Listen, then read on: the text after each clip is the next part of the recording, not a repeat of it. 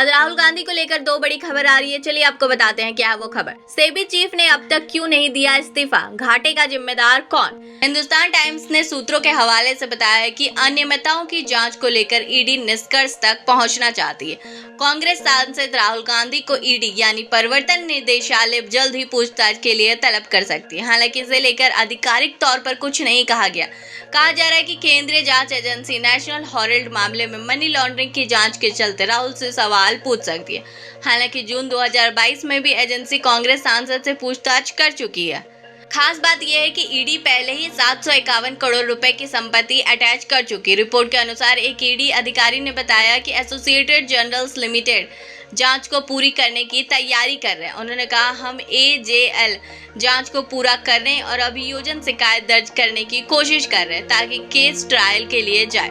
राहुल गांधी समेत इससे जुड़े सभी लोगों को जल्द ही बुलाया जा सकता है। हालांकि अब तक यह साफ नहीं है कि केंद्रीय जांच एजेंसी कांग्रेस की पूर्व राष्ट्रीय अध्यक्ष सोनिया गांधी को भी तलब करने पर विचार कर रही है या नहीं। जून 2022 में भी राहुल गांधी से ईडी ने 4 दौर की पूछताछ में करीब 40 घंटे तक सवाल जवाब किए थे। साथ ही सोनिया गांधी से भी ईडी ने पूछताछ की थी। खास बात यह है कि रायबरेली सांसद ने कुछ दिन पहले ही आशंका जताई थी कि उनके खिलाफ ईडी रेड की तैयारी की जा रही है। हालांकि उन्होंने नहीं बताया था कि किस केस में केंद्रीय जांच एजेंसी एक्शन ले सकती है। पहले हो चुकी पूछताछ में सोनिया और राहुल ने ईडी के अधिकारियों को बताया था कि young India private limited not for profit company है और नेशनल हेराल्ड की पेरेंट कंपनी एजीएल जिसे साल 2010 में यंग इंडियन ने अधिकृत कर लिया था कि सभी वित्तीय लेन देन दिव्यांगत मोतीलाल बोरा दिखते थे। हिंडनबर्ग रिपोर्ट पर बोले राहुल गांधी। अमेरिका की short seller company Hindenburg research की नई रिपोर्ट को लेकर राहुल गांधी ने सरकार को आड़े हाथ ले लिया है।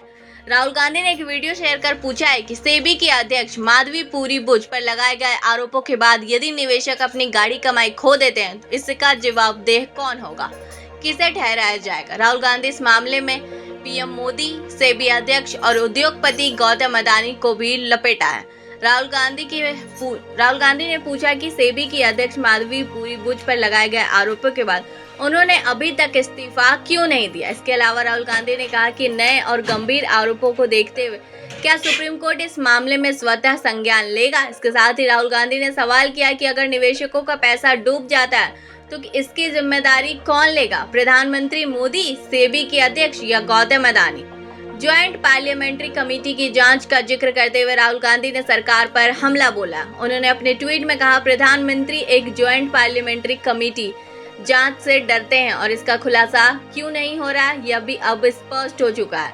राहुल गांधी के बयान से पहले कांग्रेस ने इस मामले में रविवार को कहा कि सरकार को अडानी ग्रुप की विनियामक द्वारा की गई जांच में हितों के सभी टकराव को तत्काल दूर करना चाहिए। कांग्रेस ने इस मामले की संयुक्त संसदीय समिति से जांच कराने की मांग भी दोहराई। विपक्ष पार्टी ने यह भी कहा कि देश के शीर्ष अधिकारियों की कथित मिलीभगत का समाधान केवल इस घोटाले के पूरे दायरे की जांच के लिए एक संयुक्त संसदीय समिति गठित करके ही किया जा सकता है। कांग्रेस अध्यक्ष मल्लिकार्जुन खड़गे ने कहा कि सेबी ने उच्चतम न्यायालय के समक्ष मोदी जी के करीबी मित्र अडानी को हिंडनबर्ग के जनवरी 2023 के खुलासे में क्लीन चिट दे दी थी। उन्होंने कहा कि हालांकि सेबी प्रमुख से जुड़े परस्पर फायदा पहुंचाने के नए आरोप सामने आए।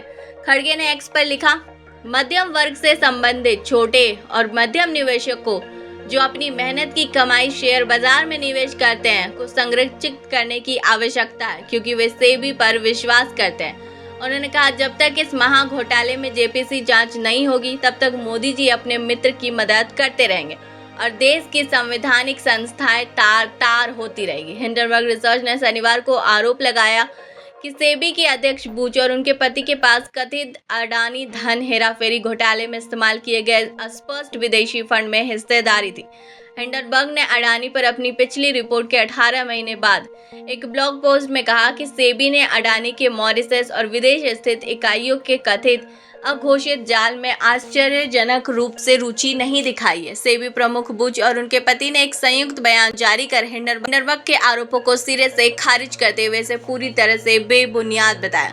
उन्होंने कहा कि उनकी वित्तीय स्थिति एक खुली किताब की तरह है। वहीं अडानी समूह ने रविवार को कहा कि हिंडनबर्ग के नए आरोप सार्वजनिक रूप से उपलब्ध सूचनाओं का दुर्भाग्यपूर्ण, शरारती और छेड़छाड़ करने वाला चयन है तथा उसका बाजार नियामक सेबी के अध्यक्ष या उनके पति के साथ कोई वाणिज्यिक संबंध नहीं है।